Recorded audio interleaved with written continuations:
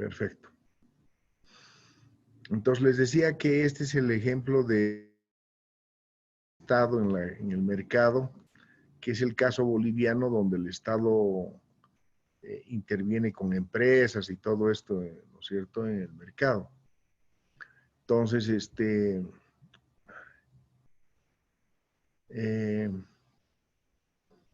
la verdad que estamos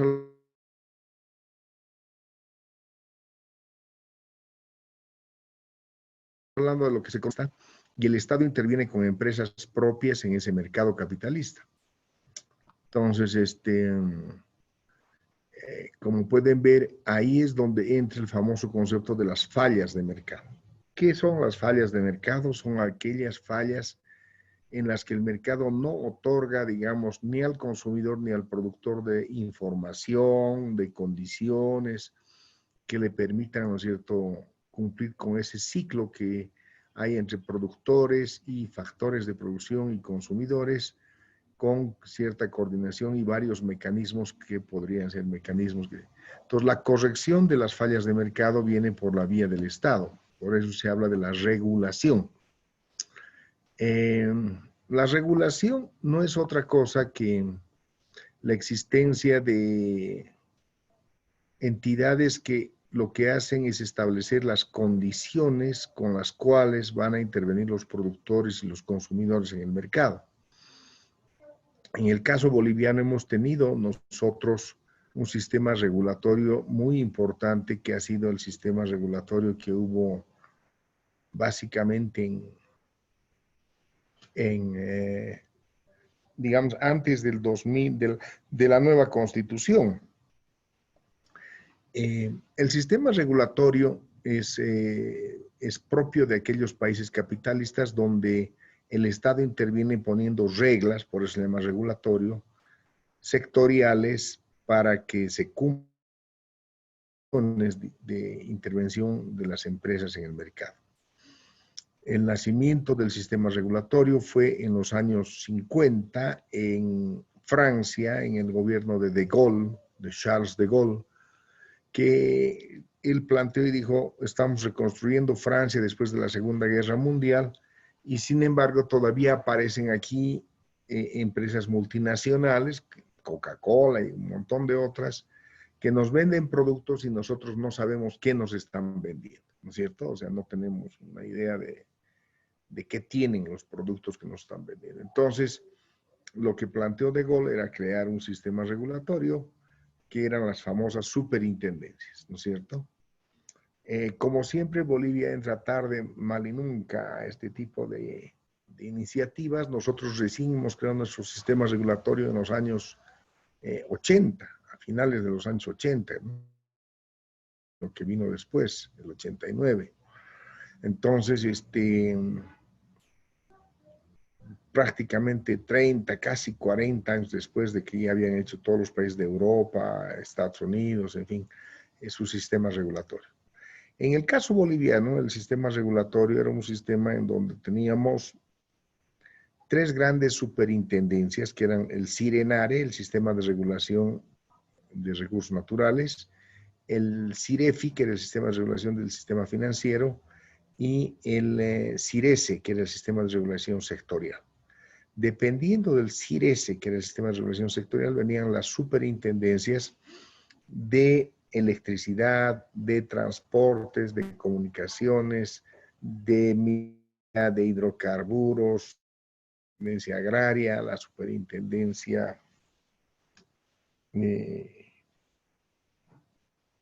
¿qué otra me falta? De agua. No, agua estaba en SIRENARE. Sectoriales, estamos en las Correcto. agraria y la última era el sector, bueno, hay una más que me falta, eran 7 superintendencias. Dependiendo de la superintendencia del CIREFI, de la superintendencia del sistema de regulación del sistema financiero, venían la superintendencia de bancos y entidades financieras y la superintendencia de pensiones, seguros y valores, 2 superintendencias. Y del Sirenare dependían la Superintendencia de Aguas, que es un recurso natural, la Superintendencia Forestal, que es la que tiene que ver con el tema de bosques, ¿no es cierto?, de madera. Esas dos, básicamente.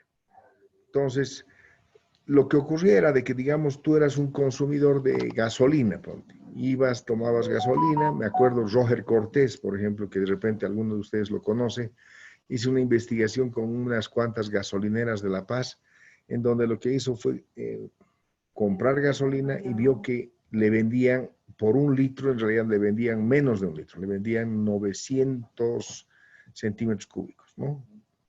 Perdón, 90 centímetros cúbicos, 95, les robaban 5 centímetros cúbicos a cada consumidor. Él fue a la Superintendencia de Hidrocarburos, llevó la botellita donde estaba la, ¿no es cierto?, la cantidad de gasolina que le vendían por un litro, llevó la filmación de esa compra, llevó la factura de esa compra e hizo su respectiva queja. Entonces salió una resolución de la Superintendencia de Hidrocarburos diciendo que efectivamente esas gasolineras estaban engañando al público y le aplicó una multa, ¿no? Le aplicó una multa y obviamente al perjudicado, en este caso al señor Cortés, le hicieron una bolsa o alguna cosa, había un premio, si quieren ustedes, por ser el denunciante. Luego, supongamos que ese es un caso concreto, ¿no? Ahora, ¿qué pasa si el denunciante, digamos, hace la denuncia y la resolución de la superintendencia era desfavorable al denunciante? Entonces, subía un paso más. De encima de estas tres superintendencias, del CIRESE y de la superintendencia del Sirenare, estaba una cosa que se llamaba la Superintendencia de Recursos Jerárquicos.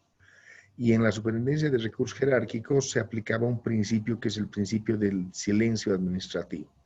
Este principio de silencio administrativo es muy interesante porque va, como se dice, en apelación, ¿no es cierto?, el fallo de la superintendencia, y si en 15 días no revisan todo y ven que el procedimiento era correcto, etcétera, ya se queda, hay silencio, o sea, no te responden como denunciante. Entonces significa de la superintendencia. O sea, primero la superintendencia, luego el CIRESE o CIREFI, yo me puedo quejar. Ellos ven básicamente si se han hecho bien las pruebas, si se han tomado en cuenta todas las pruebas. Si aún así ratifican el fallo de la superintendencia, subo uno más a recursos jerárquicos y ahí se aplica el sistema, el silencio administrativo. Entonces, como pueden ver, había todo un sistema. ¿Qué pasó en Francia con el sistema de regulación? En los años 90 entró de presidente de Francia el señor François Mitterrand. Y Mitterrand lo que dijo, que era socialista, dijo, miren señores, hemos nombrado superintendentes pensando que estos señores eran los mayores expertos en el sector y que además de eso eran incólumes ante la corrupción. Es decir, eran personas que, porque imagínate, estás fallando contra grandes multinacionales, entonces venían y te ofrecían plata y si tú no eras un tipo recto, no servía de nada el sistema regulatorio. Entonces él dijo, hemos encontrado que ni son tan expertos algunos de ellos, ni son tan incorruptibles. Entonces lo que vamos a hacer es cambiar el modelo. Vamos a hacer que el sistema regulatorio pase el órgano del Poder Ejecutivo y entonces vamos a reformar la ley de partidos, porque el sistema político francés es un sistema mediante el cual yo elijo presidente, pero el presidente se ve en la obligación de elegir un primer ministro de la Cámara del Poder Legislativo. Y este primer ministro es el que tiene que ayudarle al presidente a formar gabinete en base, digamos, a los porcentajes de los aliados que tienen el Poder Legislativo para que pasen sus leyes, ¿no? Entonces, obviamente eso te obliga a un sistema, el sistema por eso se llama parlamentarista. No es como el boliviano que es presidencialista, donde el presidente hace y deshace. Allá es parlamentarista, entonces eso es muy común. Entonces ver que, por ejemplo, si el presidente es socialista, como en este caso lo era Mitterrand, el primer ministro sea, ¿no es cierto?, también socialista, pero el ministro de Economía sea comunista, el ministro de Relaciones Exteriores sea liberal, el ministro de, ¿no es cierto?, o sea, distintos partidos que forman el gabinete para que haya viabilidad en el Parlamento a las leyes que plantea este gobierno. Entonces, como pueden imaginarse ustedes, ¿no es cierto?, este sistema plural de gobierno, ¿no es cierto?, permite que haya un cierto diálogo, digamos, entre los partidos para que se respeta la pluralidad. Y eso entonces hacía de que si pasaba el órgano, la función regulatoria del Poder Ejecutivo, entonces en cada sector, cada ministro nombraba a sus superintendentes. Y estos superintendentes estaban regidos por la ley de partidos, porque lo que ocurría era que si un superintendente era descubierto en una acción que era dolosa para el Estado o para los consumidores, el ministro lo denunciaba primero a su partido y su partido, en la ley de partidos, le iniciaba un proceso. Y en ese proceso el partido, una vez que iniciaba el proceso, terminaba, ¿no es cierto?, sancionándolo con una suspensión o con una expulsión y además enviando sus papeles, ¿no es cierto?, a un juez coactivo fiscal para que le inicie el debido proceso ya de carácter fiscal y termine en la cárcel, ¿no es cierto? Pero denunciado por su propio partido, imagínense. Eso es lo interesante del modelo francés de regulación.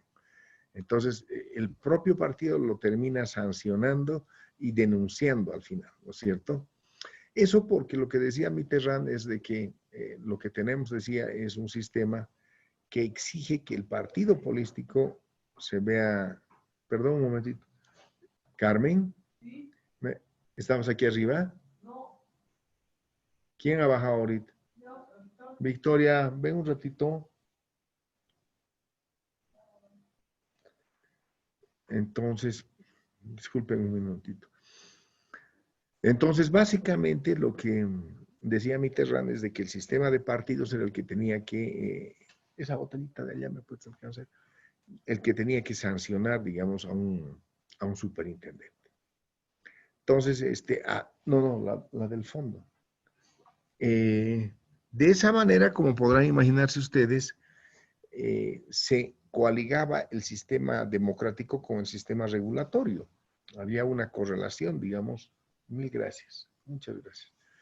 Entonces, ahí sí funcionaba, digamos, la forma en que estaba diseñado el sistema regulatorio.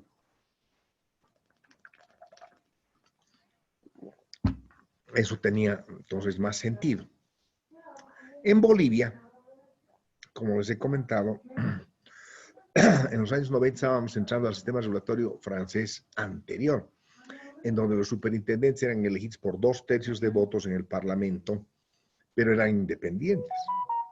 Y de superintendentes, gente muy entendida en la materia, por ejemplo, el caso del negro Miranda en hidrocarburos, o de Claude Bessé en la superintendencia de electricidad.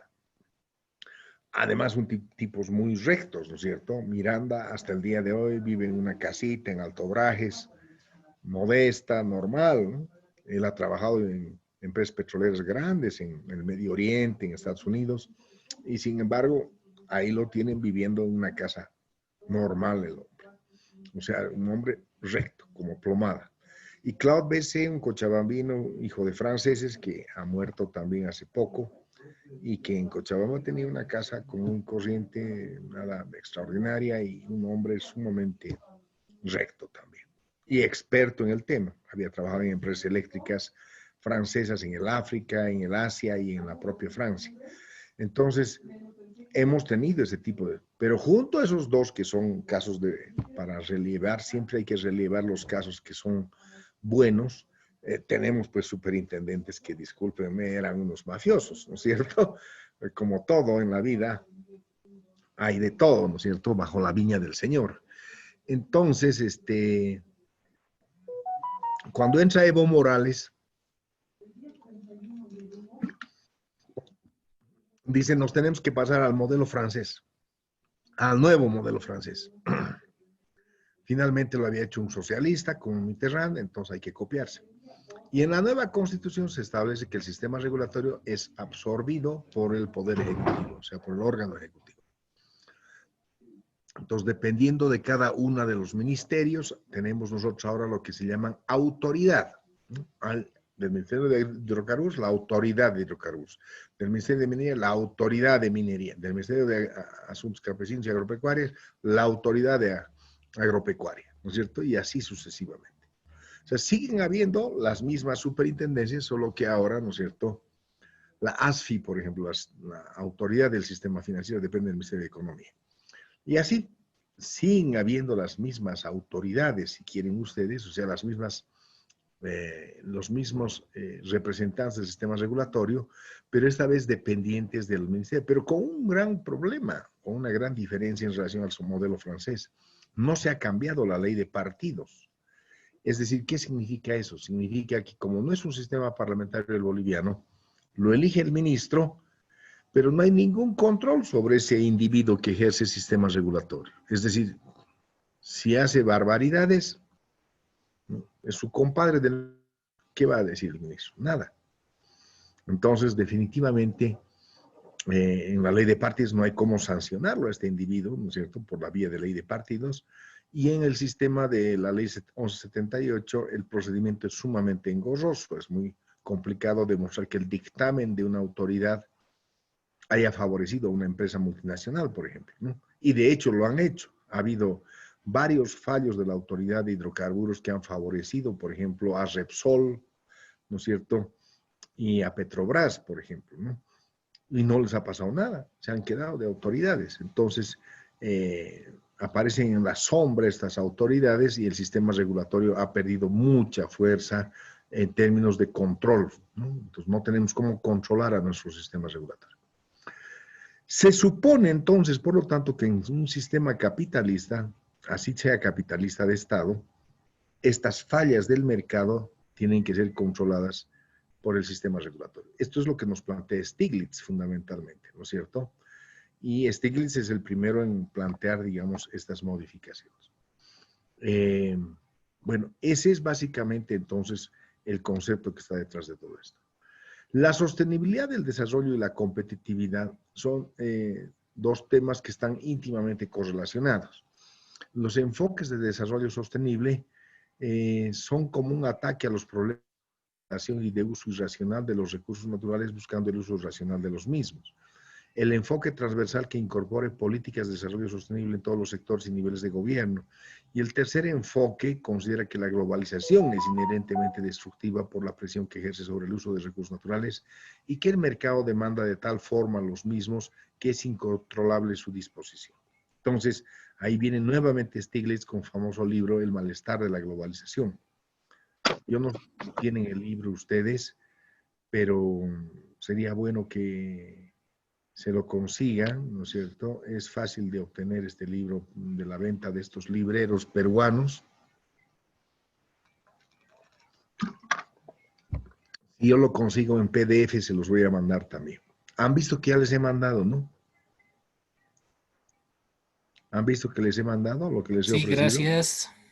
Bueno, Sí, ya tienen Harari, ya tienen el video de Singapur y les he mandado 3 textos más, por si acaso, que van a ser útiles para el control de lectura. Ya les voy a explicar, ¿no? Al final de la clase, antes, unos 10, 15 minutos antes, vamos a parar y vamos a hablar de la forma de evaluación de la materia.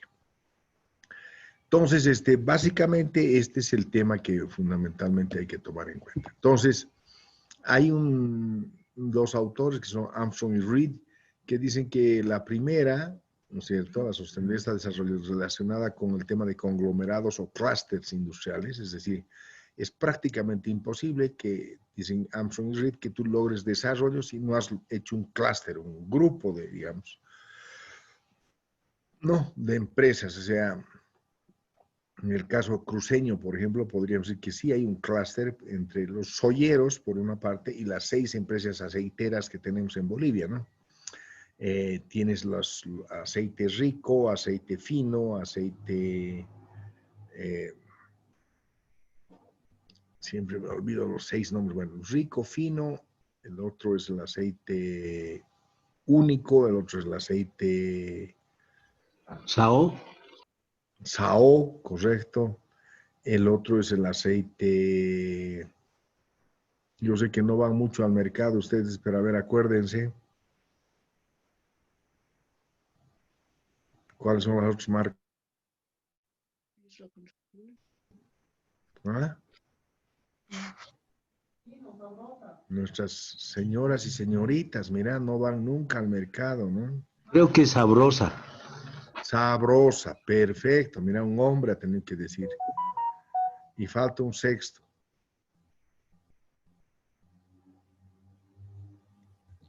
Aceite a granel. No, a granel, no es a granel. A granel. ¿Será el aceite de Marcas. soya, doctor? Pero ¿qué ¿Sao? marca, pues? ¿Sao? Ya hemos dicho, Sao. El Girasol me soya, parece que doctor. es el tuyo. De girasol es una de las marcas, pues. No estoy preguntando de qué está hecho, sino Regia. No, Regia es, ¿qué se llama? Regia es la Margarina. margarina. Estamos hablando de clusters. Clusters son empresas, eso significa marcas, Sí, unión de ellas para una definición. ¿no? Entonces, por eso les digo, aquí están unidos empresas productoras de soya con empresas productoras de aceite, porque, ¿me entiendes? Ahí está el clúster, ¿no? Entonces, evidentemente, se produce una especie de cadena productiva y ese es el clúster, ¿no? Bueno, tarea para mañana, busquen la sexta marca de aceite que no se acuerdan ustedes. Es lo mismo en el caso del azúcar, ¿no es cierto? Tú tienes varias asociaciones de productores de caña, tienes varias fábricas o sea, marcas de azúcar, ¿no? La más vieja, San Aurelio, luego viene, ¿no es cierto?, la Bélgica, que es de la época del MNR, del 56, 58, luego tienes Guavirá, que también se ha hecho en el MNR, del 60 más o menos, luego, ¿no es cierto?, tienes el azúcar Unagro, ¿no es cierto? Ah, bueno, y el de Bermejo, y ahora último, el de San Buenaventura. Tienes 6 fábricas de azúcar. Entonces, ahí están el clúster del azúcar, ¿no es cierto? Que es el otro clúster importante. Pero ahí sí nos hemos acordado de las 6 marcas. En el aceite nos ha faltado una. Bueno, no diré nos hemos acordado, me he acordado, diré, ¿no? Porque ustedes ni van al mercado, por lo que veo. La segunda es con los modelos de crecimiento económico, es el modelo de crecimiento orientado a la exportación, que es el modelo neoclásico de convergencia condicional o modelos de capital social, que es básicamente el modelo boliviano. Nosotros estamos orientados a la exportación, ¿no es cierto? Y la tercera, que con la gobernanza regional, que básicamente es el surgimiento y característica de organizaciones supranacionales como la Unión Europea, y su relacionamiento con el Estado Nacional. Cuando hablamos de gobernanza regional, nos refiero a regiones supranacionales, ¿no? En el caso nuestro sería UNASUR, Mercosur, ¿no es cierto? Básicamente este organismo que ha subido. Entonces, con eso ya tenemos las 3 formas de desarrollo, ¿no es cierto?, que nos plantean Armstrong y Reed, ¿no? Ahora, los índices de competitividad tienes 2, ¿no? El índice de crecimiento de la comunidad y el índice de competitividad de los negocios, ¿no? Entonces, aquí, como pueden ver ustedes, hemos visto ya los mapas, inclusive, de índices de competitividad. Ahí tienen ustedes un ordenamiento de índices de competitividad que usa el Foro Económico Mundial. Ustedes pueden entrar a www.foroeconómico-mundial, ¿no es cierto? Y van a encontrarse con varias publicaciones que hablan de competitividad. Entonces, lo que plantea el Foro Económico Mundial es que por un lado hay determinantes macroeconómicos de la productividad y por el otro hay determinantes microeconómicos de la productividad, ¿no es cierto? Entonces, en los macroeconómicos está el índice de crecimiento de competitividad, que nos muestra la calidad del ambiente macroeconómico, el estado de las instituciones públicas y el grado de adelanto tecnológico. Y por el otro lado, en el índice de competitividad de los negocios, que es el microeconómico, nos mostrará, ¿no es cierto?, la sofisticación de las operaciones y estrategias empresariales y la calidad del ambiente microeconómico para los negocios. Entonces, ahí tienen ustedes una forma de ir midiendo ya, ¿no es cierto?, algunos índices que te están marcando la competitividad, ¿no es cierto? En el caso boliviano, por ejemplo, hemos visto que estamos muy atrás en el índice de crecimiento de competitividad, ¿no? Pese a que tenemos un ambiente macroeconómico relativamente bueno, pero el estado de las instituciones públicas es lamentable y el grado de adelanto tecnológico también. Entonces, esos dos puntos son los que nos hacen perder, ¿no es cierto?, competitividad. Y en el tema hay un problema muy grave en la sofisticación de operaciones y en la calidad del ambiente microeconómico de negocios. Si fíjense, por ejemplo, uno de los sectores que más desarrollo ha logrado en los 14 años de gobierno de Evo Morales, que ha sido el sector financiero, la banca, ¿no es cierto? Recién ha implementado hace, ¿qué?, 10 años los cajeros automáticos y recién han implementado hace menos todavía el tema, por ejemplo, de televisores para listas de espera, ¿no es cierto?, en el momento de llegar a las cajas. Y ahora con la pandemia recién estamos comenzando a usar lo que se llama la banca digital, ¿no es cierto? Que eso ya es un tema que está adelantado hace más de 10 años en Europa y Estados Unidos. Y así todo, ¿no es cierto? El costo administrativo de la banca boliviana es un costo bastante elevado, es decir, es una banca bastante ineficiente, quiero decir, ¿no? Se calcula que el costo administrativo de la banca está alrededor del 10%. ¿Eso qué significa? Significa que si su tasa de utilidad o de ganancia o de rentabilidad está alrededor del 40%, 10% de esa tasa de rentabilidad se la comen su costo administrativo. Eso es una barbaridad. O sea, eso demuestra de que estamos con una banca del siglo XX, ¿no? Y ya estamos 20 años en el siglo XXI. Entonces, evidentemente, eso demuestra de que el sector más avanzado, el que más plata gana, tiene problemas tecnológicos muy serios. Ni qué decir en sectores productivos como hidrocarburos, minería, ¿no? Con eso entramos al índice global de competitividad, ¿no es cierto? En el primero, en la etapa de desarrollo que es impulsada por factores, hay que ver el tema de instituciones. Nosotros no tenemos instituciones que básicamente permitan pensar, ¿no es cierto?, en que hay un alto índice de competitividad. Y la prueba está, ¿no es cierto?, en que una institución básica como es el crédito, si no hay buen sistema de acceso al crédito, difícilmente va a ser competitivo. En Bolivia, el crédito, serie de condiciones, ¿no es cierto? Primero que tienes que dar el crédito hipotecario, ¿no es cierto? Tienes que dar una casa, algo de garantía, y tienes una casa en el ámbito urbano, ¿no es cierto? O sea que prácticamente, ¿no es cierto?, es muy difícil que el banco te financie una idea de proyecto.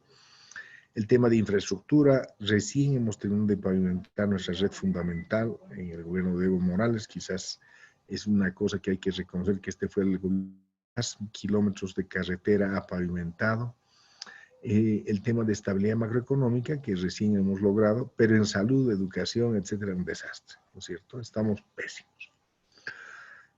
Luego, en la etapa de desarrollo impulsada por la eficiencia, tenemos, ¿no es cierto?, en este índice global de competitividad, la educación superior y capacitación. Bueno, en educación superior, ¿qué les puedo decir? Yo acabo de dar clases en un doctorado en educación, en donde les he mostrado los últimos índices que tenemos, ¿no es cierto?, y seguimos con índices de apenas un...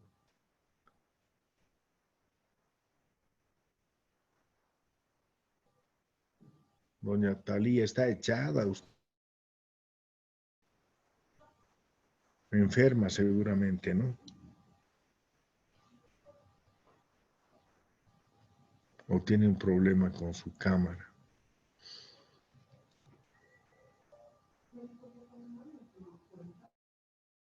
Oye,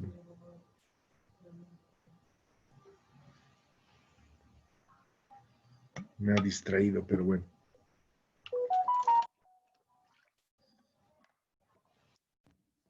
En todo caso, seguimos con indicadores de, si no me equivoco, era 5% de titulados O sea, del total de egresados, perdón, no es 5, es el 15%. Egresados se titulan en Bolivia, lo cual es un índice bajísimo, ¿no es cierto? Y el 30% del total de bachilleres tienen acceso a la universidad. Entonces estamos con indicadores bajísimos, ¿no? Perdón, y el 5% del total de los que entran al primer año a la universidad terminan la carrera. Luego tienen ustedes el tema de eficiencia en los mercados. Ahí hemos mostrado ahorita lo que pasa con el sector bancario, que supuestamente es uno de los más eficientes, y hemos visto lo pésimo que está este tema. Y la capacidad tecnológica es bajísima, ¿no? En cuanto al tema de en la etapa de desarrollo impulsando la innovación, la sofisticación empresarial es inexistente prácticamente y la innovación también es muy, no hay nada, ¿no? ¿Qué innovación puede haber, digamos? Con eso llegamos a ver el tema del diamante de Porter famoso, ¿no? Entonces aquí tienen que verse que en el diamante de Porter hay empresas que se relacionan horizontal y verticalmente, ¿no es cierto? Las condiciones de los factores, las condiciones de la demanda, los tres, ¿no?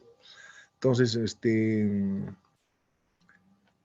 estos son los 4 elementos que tienen que interrelacionarse para que logremos una dinámica dentro del diamante que sea la causalidad y el papel del gobierno, ¿no es cierto? Y la dinámica del diamante en la industria boliviana. Entonces, esto es lo que se tiene que tener. Si no tienes estos 4 elementos desarrollados, no puedes pensar.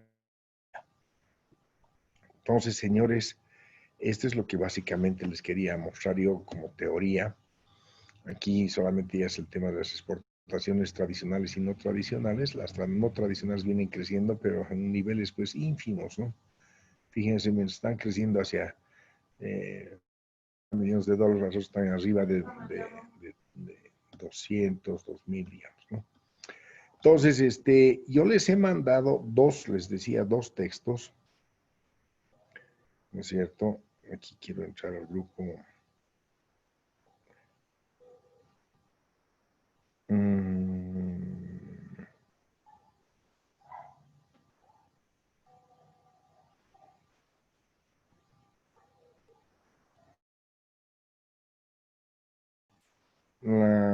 A partir de la fecha, el chat del Zoom será empleado para propósitos de control de asistencia. Registrarán sus apellidos y nombres faltando media hora para finalizar. No registren a partir de esa hora y no antes. ¿No? Entonces, les he mandado un texto que dice Organización Industrial para la Estrategia de la Empresa, que es una presentación en PowerPoint. Construyendo productividad, que es básicamente lo que hemos hablado antes en clases, ¿no es cierto? Para que tengan ustedes este material.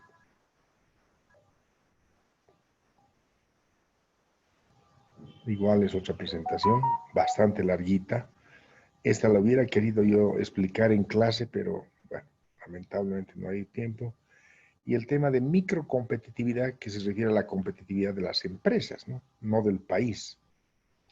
Entonces aquí tienen ustedes qué es la competitividad, qué es crear valor y riqueza, orígenes de la economía tradicional, microeconomía ortodoxa, microeconomía moderna, las estructuras de las empresas, determinantes de la demanda, administración estratégica, qué es la empresa, qué es el mercado, el enfoque de recursos básicos, un modelo de cadena de valor y terminando con el tema de competitividad. Eso con relación, digamos, a documentos adicionales que tienen ustedes. Tienen el libro de Harari que les he ofrecido antes, tienen el video de, ¿no es cierto? Y ahora voy a ver si consigo algo de Stiglitz para mandárselos también. Eso es básicamente lo que quería mencionar. Ahora vamos a entrar a otra presentación.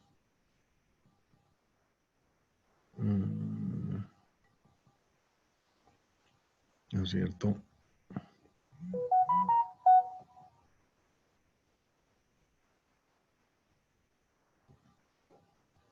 Previamente la vamos a abrir la presentación.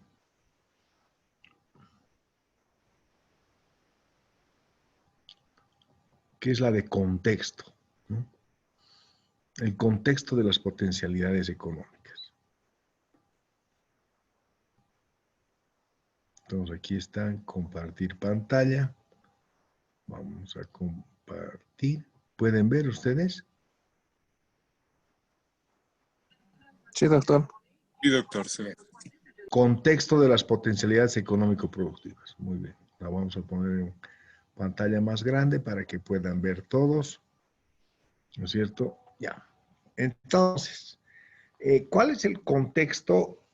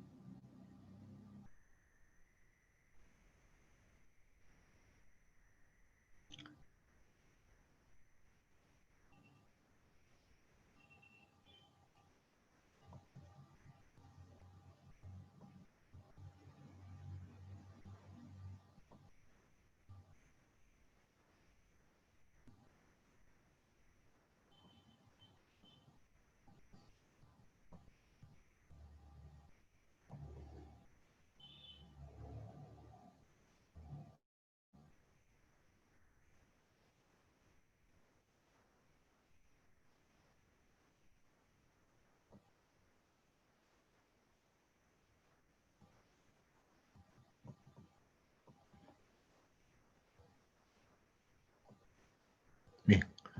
Ahora sí. Pueden ver, ¿no? Sí, se ve. Sí, doctor. Ya.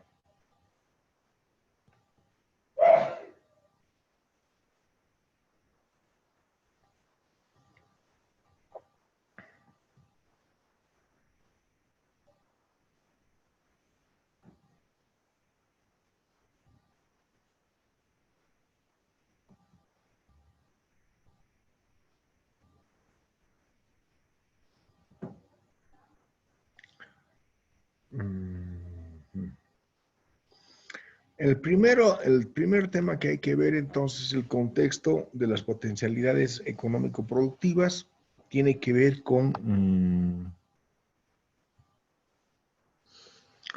las variables, ¿no? Las variables territoriales, las variables, ¿no? Las variables territoriales que tienen que ver con el tema que hemos hablado en la primera clase, que es esta teoría del territorio, que es la que está hoy en día, ¿no es cierto?, muy de moda, ¿no? En donde básicamente de lo que se trata es de que ustedes vean los pisos ecológicos, vean obviamente cuál es el contexto de provincias fisiográficas, vean la aplicación agroecológica, y finalmente se vea también, ¿no es cierto?, en el ámbito urbano, cuáles son, digamos, los equipamientos urbanos que existen para distinto tipo de variables y de formas de producción que pueden existir. La otra es la de variables ambientales. Hemos hablado ahora un poco del tema de ambiental. Con el cambio climático, lógicamente, la variable ambiental ha variado bastante. Y lo que podemos decir es de que con los indicadores ambientales últimos estamos con un problema muy grave en la generación, ¿no es cierto?, de desechos sólidos, especialmente los plásticos, ¿no? Se estima que el año 2050 va a haber la misma cantidad que de plásticos en peso, en volumen en los océanos, lo cual es una barbaridad. O sea, se podrá imaginar, ahí estamos condenando al planeta prácticamente a su desaparición. Entonces, va a haber que encontrar, ahí, bueno, ya se ha encontrado una fórmula que permite que se puedan disponer de plásticos para que, digamos, se diluyan, ¿no? Esa es una fórmula que se ha encontrado. Pero todavía no hay una fórmula que nos permita la reutilización de plásticos, especialmente, no tanto los PETs, ¿no? Que son las botellas, digamos, ¿no? de refrescos, sino más que todo las bolsas, ¿no? Las bolsas plásticas son nuestro peor enemigo. Y hasta el momento no hemos encontrado un mecanismo que nos permita, digamos, responder a este problema, ¿no? Se establece en términos ambientales que básicamente el planeta está yendo a un problema que no va a ser soluble en máximo hasta el año 2130, ¿no? Eso significa que nuestros nietos prácticamente verán el final de este planeta si es que no resuelve la tecnología antes, ¿no es cierto?, los problemas que hemos generado las generaciones que venimos desde el año 1900, más o menos, ¿no? 1920, 1930. Ese es un tema que es muy preocupante porque lógicamente reduce la potencialidad económico-productiva que tenemos, ¿no? Antes era un problema que solo existía en zonas urbanas, ¿no? Con este tema de los desechos sólidos, pero finalmente hemos encontrado ya indicadores que muestran que en el ámbito rural ya se están dando estos problemas, ¿no?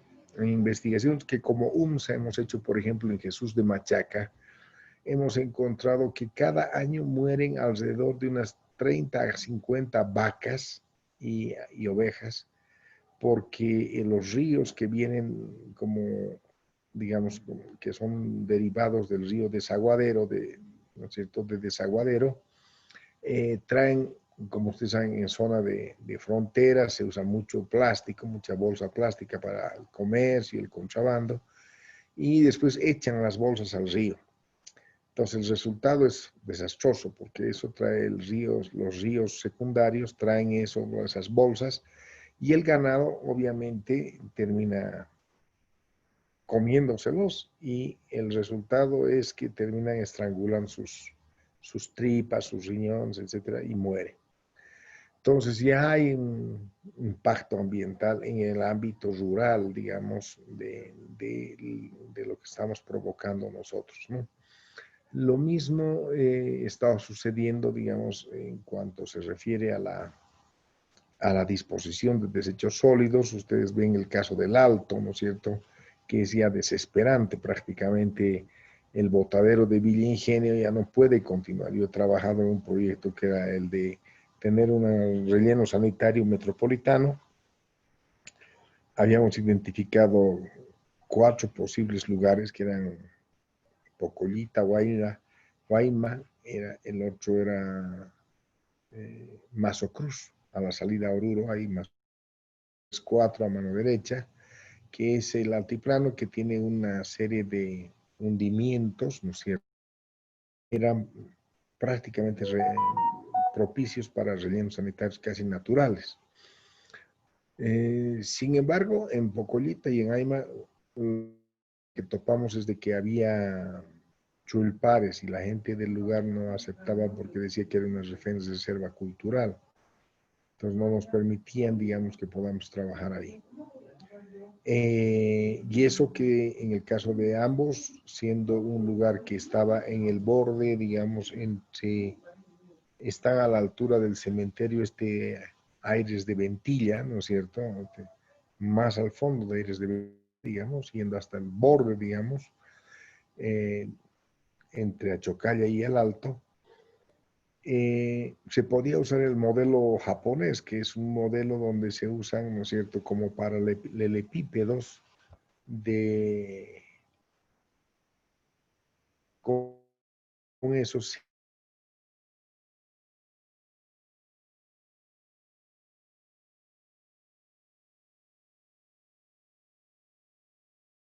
el nombre de, bueno, es un líquido, que son los líquidos de la basura, que tienen el nombre de... ¿Sí? ¿Qué se llaman los líquidos de la basura? Exhibiado. Lixiviados. Los lixiviados. Perfecto. Lixiviado. Entonces, en el caso de, si ustedes han ido alguna vez, ¿no es cierto?, al relleno sanitario de Alpacoma, ven ahí que salen, están primero se pone una especie de malla negra, ¿no?, de un plástico grueso. Entonces ahí entra la basura, eso se aprieta y sale el lixiviado. Esos líquidos van a una primera piscina y ahí se echan una serie de químicos. En la segunda piscina se va limpiando el lixiviado y eso se bota luego, ¿no es cierto?, abajo, al río La Paz, ¿no es cierto? Son aguas que no se pueden consumir para beber, pero sí sirven para riego. Entonces, esa es la forma de reutilización de los lixiviados, digamos, ¿no? Y queda el relleno sanitario de la misma manera. Y los basurólogos son los que dicen que luego eso tienes que terminar volviéndolo, ¿no es cierto?, cubriéndolo y volviéndolo un área verde, ¿no? A eso le llaman su horizonte futuro. El horizonte futuro de los rellenos sanitarios es básicamente área verde. En el caso de La Paz tenemos un ejemplo muy bueno de relleno sanitario que ya está tapado y que ya está en su fase de horizonte futuro, que es el parque de Mayasa, ¿no? Alguna vez alguno de ustedes ha ido a Mayasa. Es un parque muy bonito que tiene césped, que tienes parrilleros, que tienes piscinas inclusive, ¿no es cierto? Y que canchas de básquet, en fin. Y antes eso era el relleno sanitario. Entonces, ya estamos en horizonte futuro, ahí en Mayasa, ¿no? En Alpacoma probablemente cuando se cierre, que será el próximo año, ya también entremos a esa misma fase. Pero el tema es que La Paz produce alrededor de 480 toneladas diarias y el Alto, perdón, 450 y el Alto 480. El Alto es un poco más mayor el peso de la basura diaria por el tema de que los containers donde se bota la basura están al aire libre, ¿no es cierto? Están abiertos.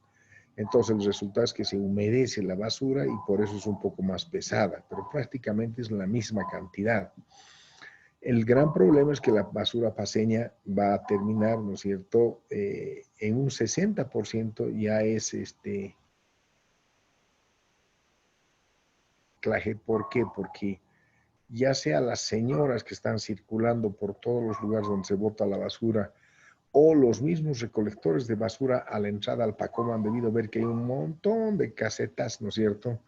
Van poniendo a los lados de los carros basureros unas bolsas plásticas donde ponen los PETs, ponen el vidrio, el cartón y lo botan al entrar al Pacoma. Entonces, cuando entra al Pacoma la basura ya prácticamente en un 60% es basura orgánica, ¿no es cierto? Desechos de comida, bueno, varios otros desechos, ¿no es cierto?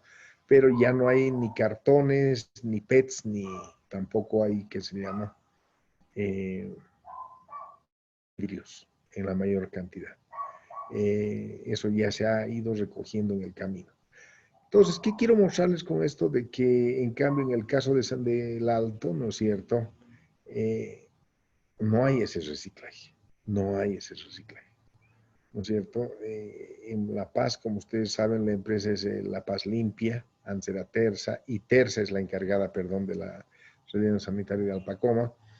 En el caso de El Alto, la empresa encargada es...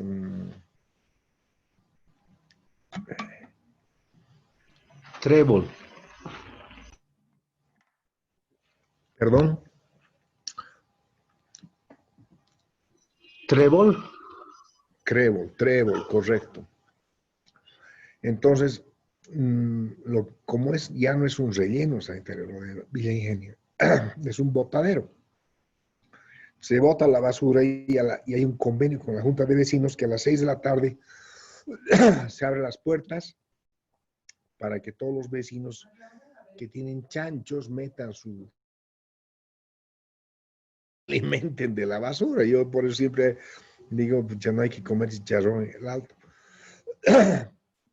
Imagínense.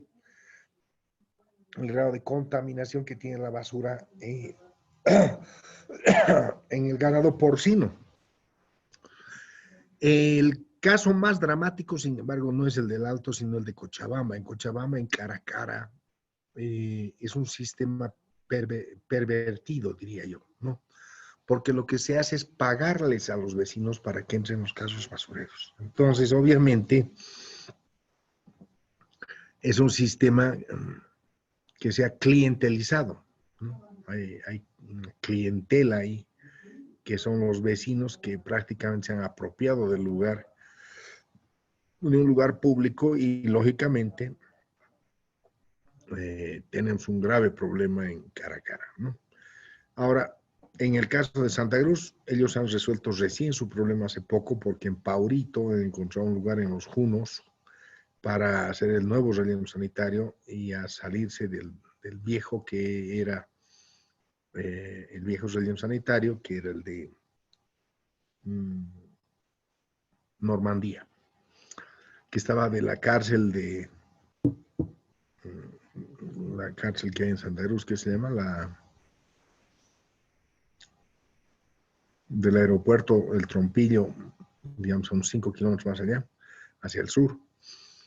Entonces, prácticamente ya eso se va a cerrar. Normandía se va a convertir en un parque gigantesco y con eso se resuelve el problema de Santa Cruz. Pero en las 3 áreas metropolitanas de Bolivia, que son La Paz, Cochabamba y Santa Cruz, ya debieron ser rellenos sanitarios metropolitanos. Les estaba contando la historia de La Paz, en la cual yo he intervenido personalmente, y les decía de que no pudimos en esos 3 lugares, en esos 2 lugares, pese a que el sistema japonés es muy bueno porque pones como pegado a la diferencia entre aquí está el Alto y bajando aquí a Chocalla, aquí venía, ¿no es cierto?, como una caja de fósforos, imagínense, de cemento. Entonces se llenaba de basura, evitábamos el problema de lixiviados, además que es la zona de Achocalla es llena de ríos subterráneos y que son vehículos de contaminación. Y cuando se llena eso, ¿no es cierto?, que se llenan más o menos en un lapso entre 3 y 5 años, dependiendo de las cantidades de basura, suponiendo a un ritmo de 1.000 toneladas diarias, o sea, más o menos la suma de La Paz, el Alto, más los municipios del área metropolitana, ¿no?, que producen muy poco de basura. Me refiero a Chocalla, Mecapaca, Laja, Pucarani y Palca, ¿no? Y entonces el tema era de que los basurólogos chilenos que vinieron a Bolivia nos dijeron que para hacer una verdadera industria de reciclaje se necesitaban mínimo 1.000 toneladas diarias. Que quien habla de, yo voy ese tipo, hay alcaldes que lo hacían, ¿no?, en el pasado, es demagogia pura, ¿no? Yo lo escuché alguna vez, por ejemplo, a don Juan del Granado hablar de esa manera y pienso que era demagogia. Es demagógico, eso no funciona, ¿no?, con menos de 1.000 toneladas diarias, ¿no?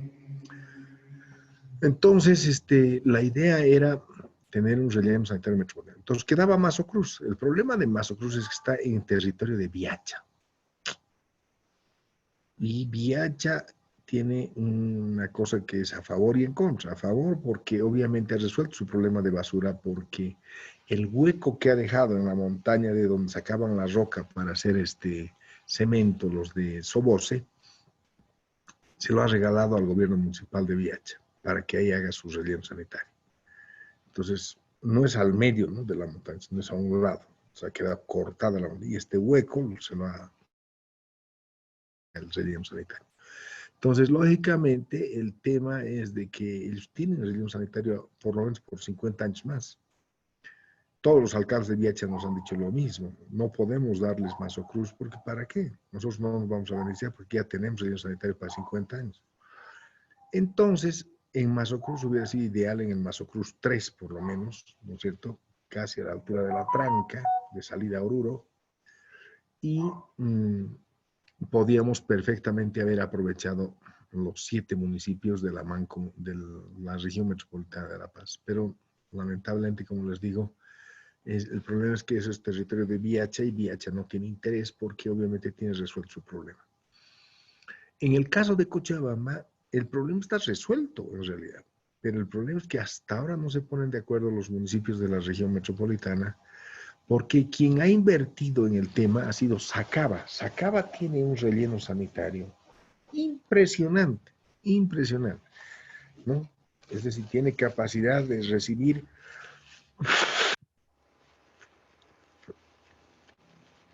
900 toneladas diarias. 900, imagínense, casi igual que un relleno sanitario metropolitano de La Paz. Entonces, y además tiene una serie de máquinas de industrialización de la basura. Se podrá imaginar que Sacaba solito produce máximo 100 toneladas.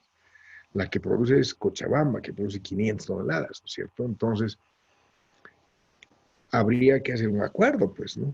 Para que todos los municipios de la región metropolitana, y la mayoría son del Valle Bajo, es decir, me refiero a Colcapiro, a Tiquipaya, Quillacollo, Sipe, lleven su basura, ¿no es cierto? Porque además Quillacollo y Colcapiro tienen sus rellenos, sus botaderos, ni siquiera rellenos, cerca de la laguna de Cotapachi, que es una laguna muy bonita, pero que se está contaminando porque obviamente echan la basura, la botan y el viento lleva la basura hasta la laguna. Y era una laguna que en el pasado tenía una gran cantidad de peces y hoy en día obviamente la población piscícola se ha reducido a un 10%. Entonces, como podrán ver, Cochabamba tiene resuelto su problema, pero es un problema institucional que no logra resolver. Ese es básicamente el tema del ambiental en el caso boliviano, ¿no? Te queda un tema ambiental más por resolver, que es el tema de los desechos industriales, ¿no? La mayor parte de los desechos industriales y de actividades económicas que están cerca a áreas urbanas en Bolivia terminan en los ríos que están cerca. Entonces ahí tienen el caso de La Paz, cuyo río Choqueyapu, si ustedes pasan por la zona de Achachicala, donde hay curtiembres, salen unas aguas verdes, rojas, de todo color, ¿no es cierto?, que es el teñido, lo que usan, la añilina que usan para el teñido de los cueros, ¿no es cierto? Entonces, Choqueyapu y la UNSA ha hecho experimentos en sus laboratorios de biología y ha demostrado que solamente el río Choqueyapu tiene 3% de vida orgánica. O sea, tú pones un pez en ese río y tarda 10 segundos en morirse. No tiene ni oxígeno, ni nutrientes, ¿no es cierto?, para sobrevivir. Entonces, 3% de vida orgánica en Choqueyapu.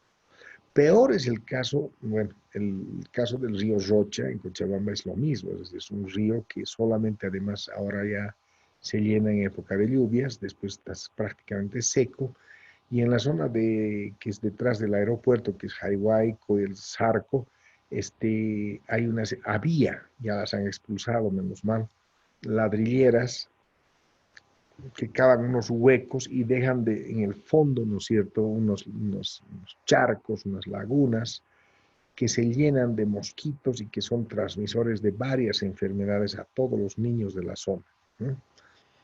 Entonces, de ahí es de donde venía el dengue, la chikungunya y todas esas vainas, ¿no?, que hoy en día se oyen hablar. Y el tema es de que además la pestilencia, ¿no?, el olor, o sea, por eso le dicen la serpiente negra, porque es un lodazal, ya no es un río, es un lodazal largo, es el río Rocha, que despide un olor que desde que bajas del avión o bajas de la flota lo sientes inmediatamente, ¿no es cierto? Los cochabamenses ya están acostumbrados, pero nosotros que venimos de fuera, llegamos e inmediatamente percibimos ese olor, ¿no es cierto?, que es justamente por el problema ambiental que se está generando en el río Rocha. El otro río que tiene graves problemas es el río Quirpinchaca, que es el río que atraviesa la ciudad de Sucre, ¿no? Este río desde la época de la colonia fue embovedado. Y obviamente es una bóveda, imagínense que data de hace por lo menos 300, 400 años atrás.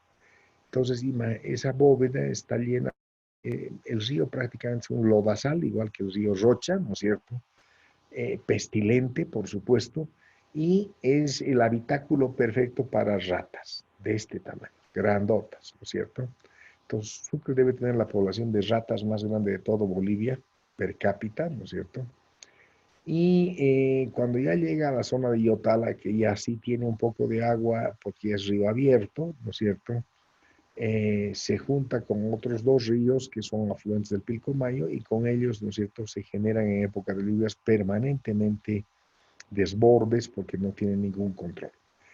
Pero ya es un desborde de un río totalmente contaminado, entonces es muy peligroso, ¿cierto? Entonces el Quirpinchaca es otro río que también es un río muerto prácticamente. Los estudios dicen de que en época de lluvias no pasa del 10% de vida orgánica y obviamente con eso ni para qué señalarles los problemas que se tienen. Luego tenemos el río Guadalquivir, que siendo un río tan bello como era en Tarija, ¿no es cierto? Hoy en día ese es un río que en la zona río arriba, digamos, hay muchas avícolas, empresas avícolas, que lo que hacen es pelar el pollo y todas las plumas las tiran al río. Entonces el resultado es de que el río se ha ido contaminando de una manera tremenda y hoy en día el río Guadalquivir, en los análisis de laboratorio que hemos hecho en la UNSA, nos dan 40% de vida orgánica. Eso demuestra que realmente es un río que está camino también a una contaminación galopante. Ni qué decir el caso de Oruro, ¿no? En el caso de Oruro, lo que han hecho es botar la basura en zonas que son cercanas al lago Popó y que han ido absorbiendo, digamos, la punto de reducir el espejo de agua del lago Popó en un 70%, 30%. Hace unos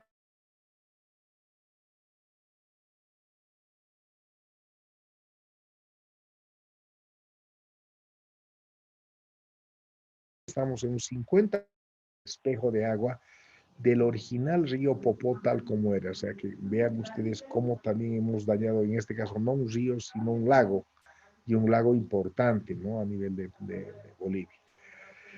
En el caso de Potosí, bueno, ustedes saben que cerca de Potosí hay un municipio que se llama Tinquipaya, que es el municipio de donde nace el río Pilcomayo. Y bueno, el Porco, que está detrás de Potosí, es una mina que es desde la época de la colonia y que desde que reabrió Sánchez de Lozada operaciones en esa mina con su empresa, ha venido botando, ¿no es cierto?, una cantidad impresionante de desechos minerales.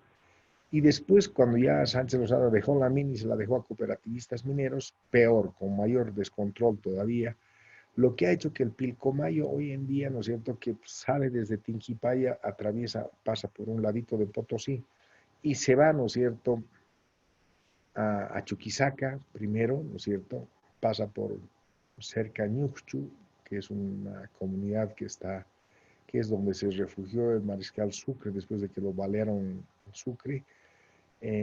Bueno, y después llega, ¿no es cierto?, a Villamontes, ¿no?, que era donde se producía la pesca de este sabroso pescado que es el sábalo.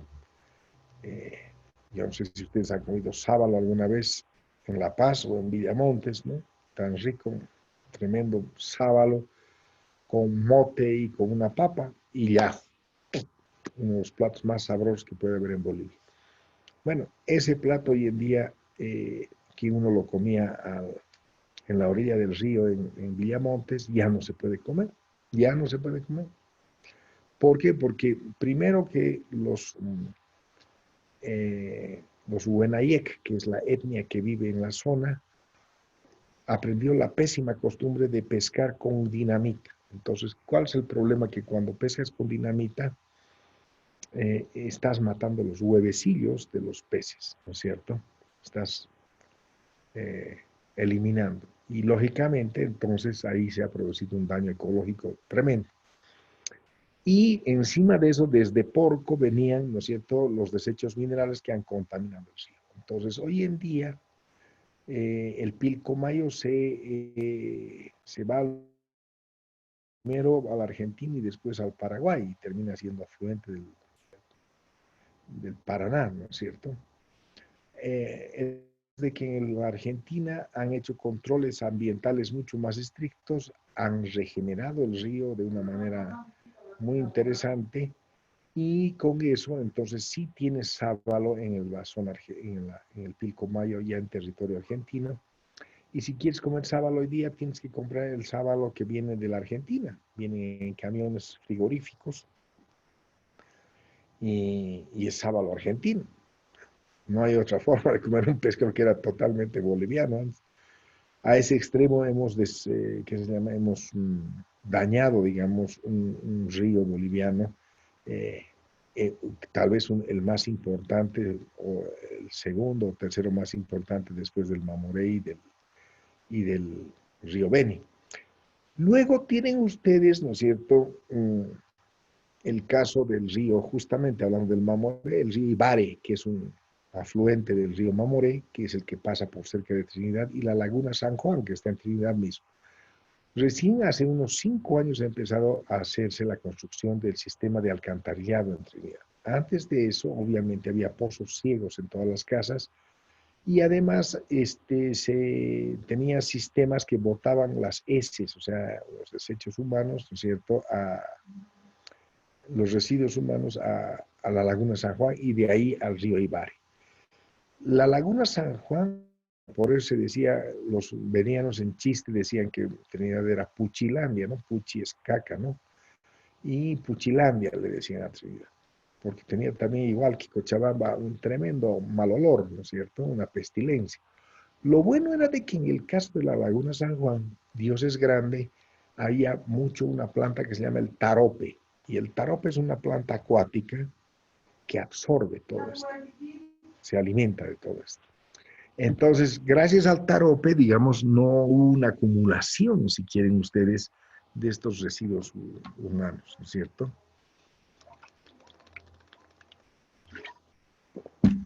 Una bendición de Dios, por supuesto, ¿no? Y de la naturaleza, el tarope. Pero lo mismo, el río Ibaré, hemos hecho pruebas de laboratorio y ha reducido su vida orgánica a un 60%, ¿no es cierto? Antes en el río Ibaré tú podías pescar un pacú inmenso, más o menos de 1,5 metros. Hoy en día no encuentras pacús de más de 80 centímetros. Ni qué decir de surubís, ¿no es cierto? Más pequeños todavía. Entonces, evidentemente, hemos hecho un daño tremendo a la fauna y en este caso, ¿no es cierto?, a la naturaleza en los ríos urbanos, yo le llamo así, que son los ríos que pasan cerca de una ciudad.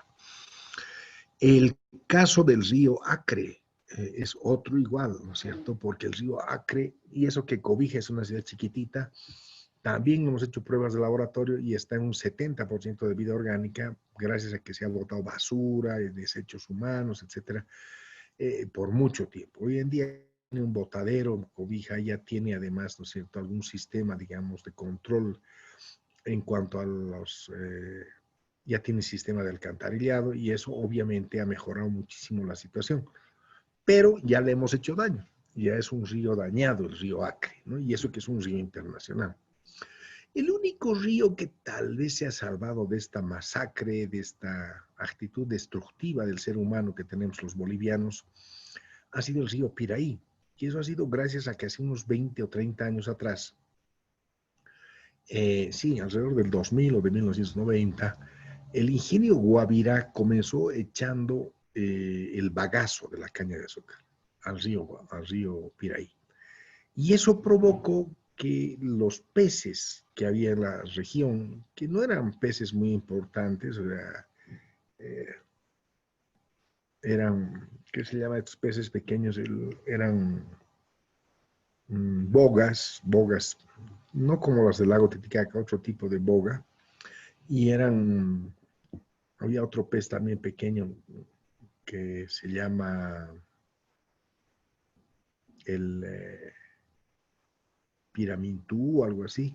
Y había también un poco de estas palometas que son las pirañas, pero no las pirañas grandes, sino las chiquititas, ¿no es cierto? Que no son muy dañinas, digamos, a no ser que estén en un grupo grande, digamos, y encuentren una persona que tenga una llaga o una herida sangrante. Después no son peligrosas. Entonces se las comen, se hace ¿no es cierto? Muy rica la palometa, digamos, para comer. Estos peces comenzaron a aparecer muertos en las orillas del río. Entonces ahí una serie de organizaciones ambientalistas cruceñas comenzaron a reclamar. Y al final lograron que se cierre el ingenio. Nos cerraron el ingenio durante un mes, 2 meses, 3 meses. O sea, castigado por el tema, digamos, de haber hecho este daño ambiental. Y finalmente se conformó una especie de sociedad y vino el famoso proyecto. Los alemanes financiaron un proyecto muy grande de defensa y de restitución del río Piraí, ¿no es cierto? No me acuerdo qué se llamó este proyecto, era el proyecto, me voy a acordar en algún momento. Pero bueno, es un proyecto que duró unos 30 años y ha restituido. O sea, el río Piraí es un río que habrá perdido un 10% máximo de su vida orgánica, después es un río casi intacto, ¿no? Ya tiene otra vez su misma fauna piscícola y lógicamente es un río que corre limpio. Tú todavía en el río Piraí, ahora en Santa Cruz, puedes ir y como en mis épocas juveniles, yo me acuerdo que íbamos, yo he vivido en Santa Cruz, yo salí bachiller en Santa Cruz y me acuerdo que íbamos todos los chicos a jugar fútbol y terminaba el partido y todos transpirados por el calor nos metíamos a nadar al río. Y era una cosa deliciosa, ¿no? A las 6 de la tarde que te metes al río, pucha, salías fresquito, ¿no? Bueno, eso ya se puede volver a hacer ahora, porque pasó un tiempo en que entre los años 80, 90, no se podía hacer eso, ¿no? Yo en los años 70 lo hacía, pero en los años 80 y 90 ya era imposible porque estaba muy contaminado. Entonces, evidentemente, ha mejorado muchísimo y con este proyecto se ha logrado rescatar. Ahora, yo les digo cuál es la ventaja, la potencia ambiental en este caso, es que obviamente si tú incorporas algún tipo de variables ambientales para no dañar ríos, por ejemplo, como lo que les estoy contando, eso te va a permitir también tener un medio de captación, si tú quieres, de insumos, ¿no es cierto?, para el tipo de producción que quieras hacer. No se olviden que el río Piraí lo que termina haciendo es humidificar toda la región para tener tierras aptas para la agricultura. En cuanto a las variables demográficas, bueno, esa es la eterna discusión que tenemos en Bolivia, ¿no? Porque se dice que Bolivia unos dicen Bolivia es un país deshabitado, ¿no? Nosotros teníamos 1.089.000 kilómetros cuadrados y más o menos éramos 10 millones de habitantes. Entonces, menos, éramos, en el censo del año 50 éramos 3 millones de habitantes, en el año del 72 éramos, en el censo del 72 éramos 6 millones de habitantes, estábamos hablando de 5 habitantes por kilómetro cuadrado en los años 70, ¿no? En los años 30, 3 habitantes por kilómetro cuadrado, 5, hemos subido a 5, en el censo del año 2001 habíamos subido a 10 millones de habitantes, ¿no es cierto?, y estábamos más o menos con 10 habitantes por kilómetro cuadrado y ahora estamos más o menos entre 11 y 12 habitantes por kilómetro cuadrado.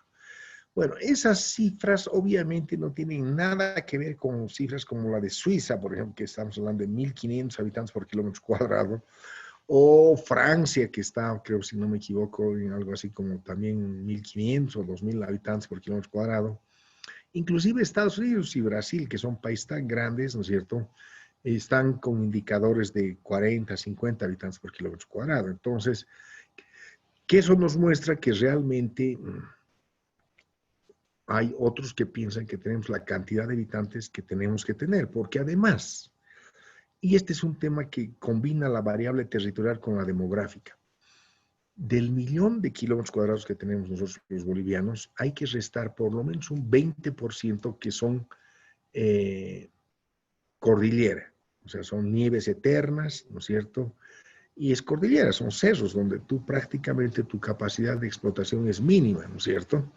Más abajo tal vez, ¿no es cierto?, encuentres minas, pero en la cima de los cerros, etcétera, muy difícil hacer algún tipo de actividad económica. 20% digamos, de montaña, tienes que restar también por lo menos un 10% de zona lacustre e hidrográfica, ¿no es cierto? Es decir, Bolivia es un país que tiene 2 cuencas, la cuenca del Plata y la cuenca del Amazonas, y tenemos por lo menos, ¿no es cierto?, 4 lagos o sí, 4 lagos grandes, ¿no? De dimensiones más o menos importantes, mucho más importantes que la de los lagos como el Constanza, por ejemplo, que hay en Suiza, ¿no? Estoy refiriéndome concretamente al lago Titicaca, al lago Popó, aún con toda la reducción de espejo acuático que ha tenido, y a los lagos Rogago y Rogaguado del Beni, ¿no es cierto? Más los ríos, es un 10% de territorio que no se puede trabajar de ninguna manera. Entonces ahí tienes ya menos 30%. A eso tienes que restarle todavía, ¿no es cierto?, un 10% más de lo que significa la tierra o el territorio urbanizado, donde ya no puedes hacer agricultura ni pecuaria, ¿no es cierto? Entonces es 40%, y entonces ya te queda solamente un 60%. A ese 60% todavía quedan, ¿no es cierto?, otros 10% de territorio que tú tienes que básicamente restar, porque son zonas, si viéramos los mapas fisiográficos que les señalé yo, veríamos que es toda la zona sur, digamos, del Beni, ¿no? Donde está el Tigris fundamentalmente, ¿no? Yo he entrado a esa zona a trabajar, que es todo el río Isiboro, el Sécure y el Ichoa, que son los 3 ríos que entran a la zona, que van hacia el Chapare Cochabambino, y entraba en época seca y entraba en época de lluvia. Y en época seca, ¿no es cierto?, son charcos de barro, ¿no? Entraba uno con unas botas hasta la rodilla y salías del charco de barro porque no hay cómo entrar por la selva, ¿no es cierto?, y tus botas, que eran gruesas, ¿no es cierto?, estaban todas mordisqueadas. Y en época de lluvias son zonas descontroladas, o sea, prácticamente está todo inundado, ¿no? Son inundadizas. De hecho, Norjens Skolm es un antropólogo y arqueólogo noruego, descubrió en los años 1900, 1910, ¿no es cierto?, toda una civilización que se llama la civilización del agua, ¿no? La zona, ¿no es cierto?, alrededor del año 200 después de Cristo, Tiahuanaco. Y fue una civilización que duró más o menos unos 400, 500 años en esa zona. Antes de que vengan, porque todos los grupos étnicos que están en la Amazonía boliviana son descendientes de los arawak. Los arawak fueron los que poblaron el Amazonas y luego entraron a Bolivia, ¿no es cierto? Y ahí se dividieron en las 72 etnias que se conocen hasta ahora, ¿no? Algunas ya desaparecidas. Estoy hablando de chanes, chiriguanos, chiquitanos, mojeños, trinitario mojeño, yuracarés, mocetenes, ejas, etcétera, etcétera, canas inclusive.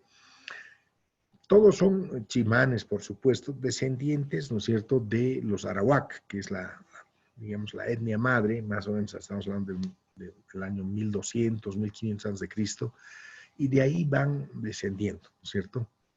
Pero esta civilización que les menciono es una civilización propia, es una civilización que parece que viene de algún tipo, digamos, de migrantes que fueron expulsados, digamos, de las civilizaciones del lado peruano, digamos, ¿no? O sea, del otro lado de la cordillera. No se ha descubierto, hasta ahora no se ha trabajado mucho. Entonces, Norges Kolm, que es el que ha trabajado esta civilización, no ha logrado establecer. Pero en todo caso, ¿qué les quiero mostrar con ello? De que hay que restar otro 10% ahí, ¿no es cierto?, en las zonas que... Y finalmente un 10% de zonas que tienen, ¿no es cierto?, condiciones climatológicas bastante adversas, ya sea por razones de nieve, de hielo, de salares, como el salar de Uyuni y el salar de Coipasa, hielo, nieve y granizo, como toda la zona de Quetena, ¿no es cierto?, que es la esquinita que tenemos con Chile, en Potosí. Entonces, con lo cual es prácticamente un 60% del territorio boliviano que habría que restar. Entonces, solo un 40% tiene condiciones de habitabilidad y al mismo tiempo de productibilidad, ¿no? Eso es lo que hay que tomar en cuenta. Estamos hablando de potencialidad. ¿Cuál es nuestra potencial? Nuestro potencial territorial no es pues 1.000.000 de kilómetros cuadrados. Es 400.000, ¿cierto? 450.000. Eso es lo que han calculado, ¿no es cierto? Entonces, lógicamente, ya eso contrastado contra la cantidad de población, estamos bien, porque no estamos con 12 habitantes por kilómetros cuadrados, sino con el doble, con 24, que ya es un número relativamente, digamos, un promedio. Se dice que debiera ser más o menos 50, ¿no? Estamos en la mitad del promedio y eso es muy bueno, porque entonces sí permite que podamos hacer proyectos para seguir creciendo demográficamente, pero no a un ritmo desesperado como lo harían, digamos, países que están deshabitados, sino a un ritmo sostenido. Y de hecho hemos bajado nuestra tasa de fecundidad, que estuvo en 2,7 en el censo del año 72, bajó a 2,1 en el censo del 2001, y en el censo del 2012 ha dado 2 clavados. Perdón, 2,3, 2,1 ahora, ¿no? 2,3 el 2001 y 2,1 ahora. Eso significa que estamos prácticamente con 2 hijos por cada mujer, que eso implica que estamos prácticamente renovando población. Ya no está creciendo la población, sino renovando la que tenía. Si ustedes miran las últimas pirámides de edades, van a encontrar que ya se ha achatado bastante la base de nuestra pirámide, donde más habitantes tenemos ahorita. Ya no es entre 0 y 5 años como antes, sino entre 14 y 19 años. Ese es el, digamos, el núcleo de población etaria que más tenemos en términos demográficos. Entonces, y el otro factor demográfico clave en el caso boliviano es el proceso de urbanización del cual ya les hablé antes. Es decir, hemos pasado de tener, ¿no es cierto?, en el censo del 72 teníamos más o menos un 64% de población rural y un 56 y un 46% de población urbana. En el censo del 92 ya sé que se cambió demógrafos, el turning point, el punto en donde se vuelve más la población urbana que rural. Y entonces ese punto aparentemente lo habíamos pasado el 87, por ahí, y entonces en el censo del 92 aparece ya que estamos con una población urbana de 52% y población rural del 48%. Y luego en el censo del 2001, es decir, más, es decir, ya un 62% contra un 38%. En el censo del 2012, el último censo, ya estamos con 66%, 67% de población urbana y 33% de población rural, ¿no es cierto? Ya 2/3 es urbano. Y ahorita, en la proyección del INE, ya estamos con 70-30, 70 urbano, 30 rural. Entonces, evidentemente, eso es un tema clave a tomar en consideración. Si ya Bolivia es un país que... ¿Cuál es la única política pública que intentó detener el proceso de urbanización en Bolivia? Fue la participación popular, porque lo que pretendíamos cuando hicimos el diseño de la participación popular, les digo porque yo fui parte del equipo que trabajó en el diseño de la participación popular, que fue un equipo que no era del MNR, sino era un equipo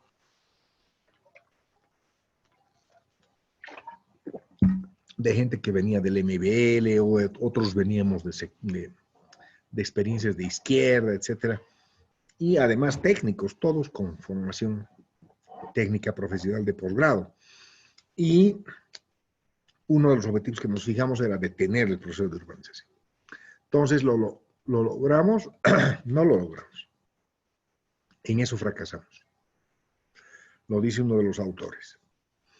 Y lo que hemos hecho es lentificar. Estábamos yendo muy rápido, volvemos un país urbano, y lo que hemos hecho es lentificar. O sea, hubiéramos estado en 70-30 ya el 2000. Y hemos postergado 10 años eso, ¿no? Y está yendo más lento el proceso de urbanización. Entonces, 4 características demográficas claves. La primera, el tema de la densidad. Como hemos visto, no hay que tomar en cuenta 1.000.000 de kilómetros cuadrados, sino el 40%. Segundo, ¿no es cierto?, el factor que tiene que ver con la urbanización del país. Se está urbanizando Bolivia. El tercer tema demográfico, hemos bajado la tasa de fecundidad a un punto que ya prácticamente es el de la reproducción de la población nada más. Y finalmente el cuarto factor es que hay que combinar el factor demográfico con el territorial. En cuanto a las variables tecnológicas, este es un tema muy interesante porque tecnológicamente Bolivia es uno de los países que ha ido casi avanzando al ritmo, digamos, de lo que han hecho países vecinos, ¿no es cierto?, en términos del uso de las TICs, fundamentalmente, ¿no? Estaba viendo estadísticas que muestran que, por ejemplo, en Bolivia existen, en el censo del 2001 teníamos nosotros 8 millones de celulares. Y hoy en día estamos en 10 millones de celulares. O sea, hay personas que tienen 2, 3 celulares, ¿no? Porque no puede ser que los niños menores de 5 años tengan. Entonces, los mayores de 5 años, que son más o menos 8 millones de personas, tienen 8 millones de personas, tienen 10 millones de celulares. Eso es lo que tenemos. En cuanto a computadoras, prácticamente el 60% de la población tiene computadoras. Eso es una cosa impresionantemente alta, ¿no es cierto? Solo por darles un ejemplo, en Chile, ¿no es cierto?, tienen computadores el 70% de la población. En el Perú tienen 75%. O sea, estamos muy cerca de Chile y Perú, ¿no es cierto? Eso muestra que realmente Bolivia ha avanzado muy rápido en el tema de computarizarse, si quieren ustedes, ¿no?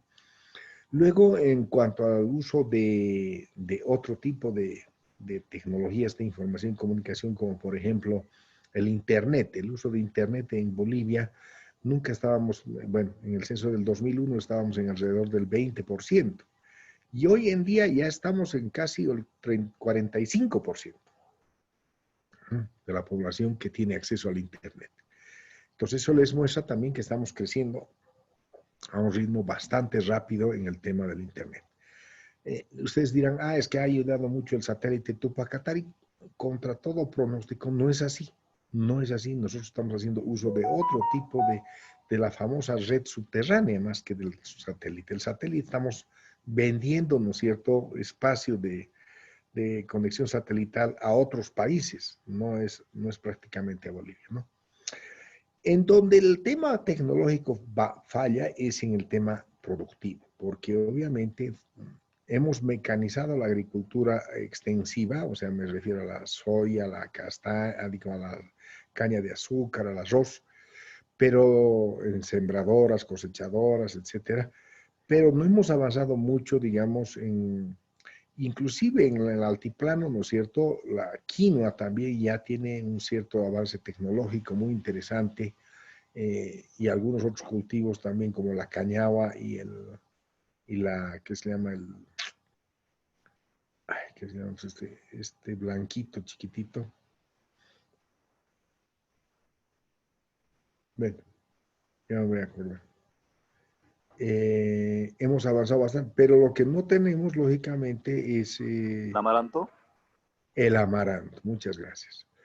El amaranto. Entonces, en amaranto, en cañagua, hemos avanzado. Hemos avanzado. En amaranto, por ejemplo, en el Chuquisaca ya tenemos máquinas que hacen el desbroce, por ejemplo, muy interesante. Yo he visto trabajando en cooperativas agrícolas en toda la zona de San Lucas, etcétera, y está funcionando bien, ¿no? En papa, por ejemplo, que es el cultivo estrella que tenemos, también hemos avanzado tecnológica muy bien, muy interesantemente, ¿no es cierto? El ejemplo que tenemos es en todo Bolivia las famosas pampas de Lequesana. Tú cuando vas de Sucre a Potosí, vas, ¿no es cierto?, de Sucre, llegas hasta el río Pilcomayo, subes hasta arriba la famosa quebrada de Santa Lucía, creo que se llama, o Santa Elena, y llegas arriba a una planicie que va hasta Betanzos, ¿no?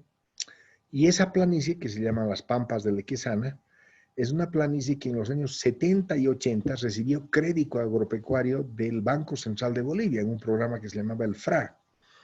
Y entonces lo que se hacía fue la primera vez que se hizo lo que debió haberse hecho con la reforma agraria. Ir donde los campesinos y decir, señor, ¿usted necesita crédito? Sí, muy bien. ¿Cuánto necesito? Necesito $5,000. ¿Para qué necesita esos $5,000? Me voy a comprar un tractorcito que vale $1,000, $2,000, un camioncito también que vale unos $1,000, $2,000 y me voy a comprar semilla mejorada. Digamos, $1,000 de semilla mejorada. Ya, perfecto. Aprobado su crédito. ¿Cuánto tiene usted? Tengo 2, 3, 4 hectáreas. Perfecto, aprobado su crédito. Ya, denme la plata. No, señor.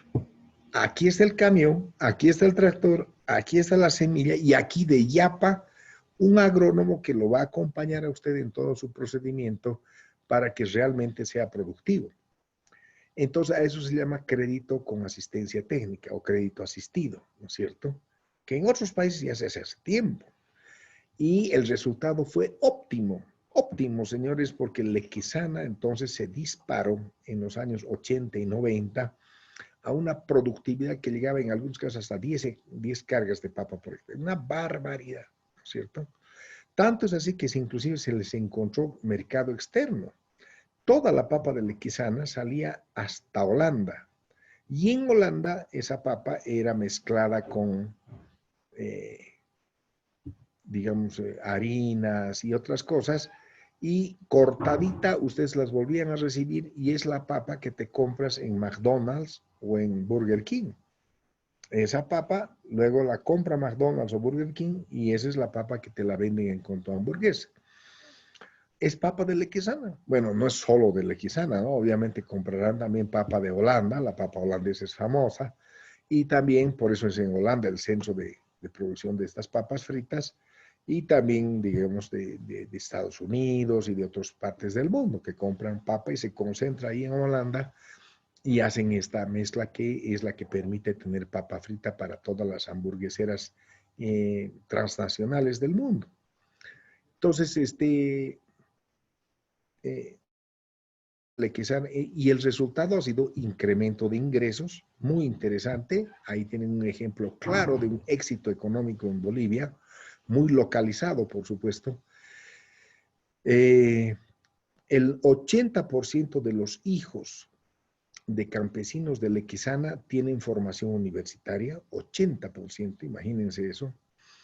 Y por otra parte, el 100% de los campesinos de Lequisana tienen conexión tienen televisor, tienen conexión de internet, tienen computadora y tienen en la puerta de su casa un camión, un tractor, ¿no es cierto? Es decir, no tienen nada que envidiarle a un granjero, a un farmer norteamericano, ¿no?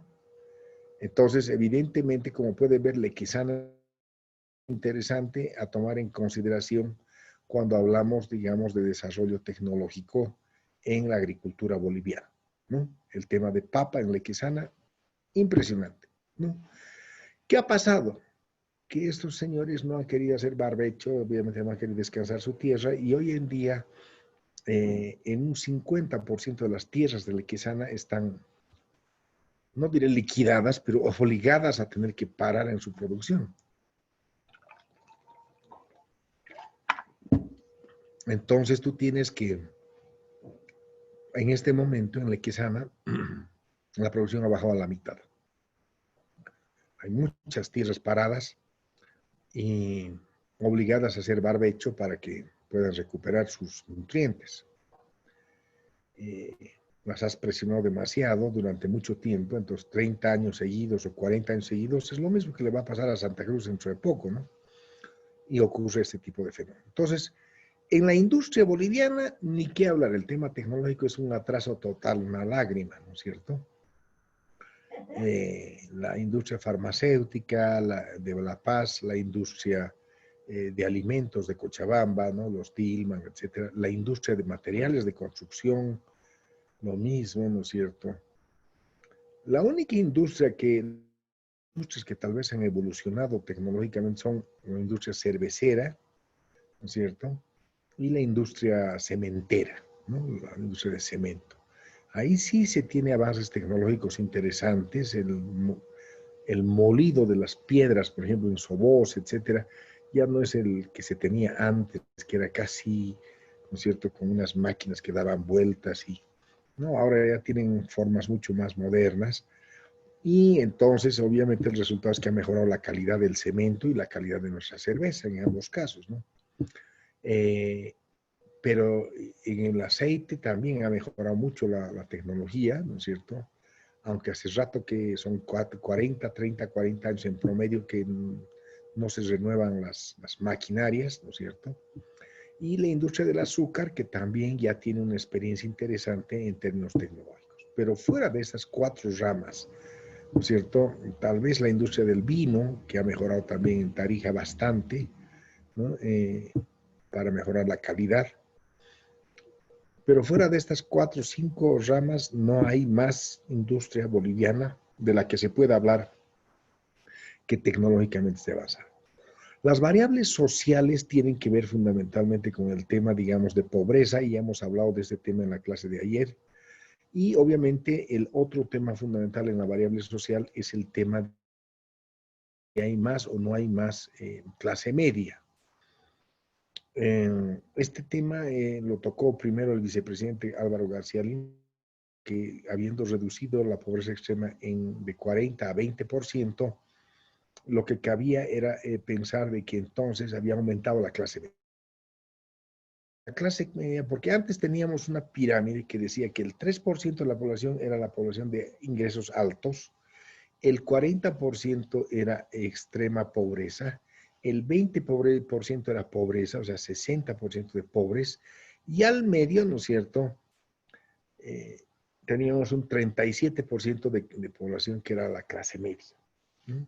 Eso era básicamente la forma de distribución de la pirámide poblacional. Bueno, esa pirámide de población que era válida el año 2000, 2005 inclusive, fue variando con lo que ha ocurrido con los ingresos que hemos tenido en los 14 años de gobierno de Evo Morales, y reducen hasta el año 2015, habría que hablar, a 20% la pobreza extrema. La pobreza, otro 20%, o sea, 40% de pobreza en general, 20% de pobreza extrema. Y lo que es interesante es que aumenta el de 3%, sube a 7% la gente de la clase alta. Fundamentalmente debido al comercio, ¿no?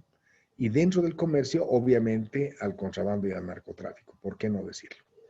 Entonces sube a 7, de 3 a 7%. Entonces, 7%, ¿no? Entonces quedaba, ¿no es cierto?, la clase media sube de 43 a 53, de 37, perdón, a 53%. Hay varios estudios, hay una revista que sacó el PNUD el año pasado, en donde hay 2 artículos de García Linera y uno que es muy interesante del Instituto de Investigaciones de Ciencias Económicas de la Católica, dirigida por Ernesto Pérez, que fue un investigador que trabajó conmigo hace varios años atrás y que ha hecho muy buen trabajo en la Católica, en donde ellos dicen también básicamente de que evidentemente ha sucedido esto, pero con una cosa que ha comenzado a cambiar, y es lo que hemos hablado en la clase de ayer.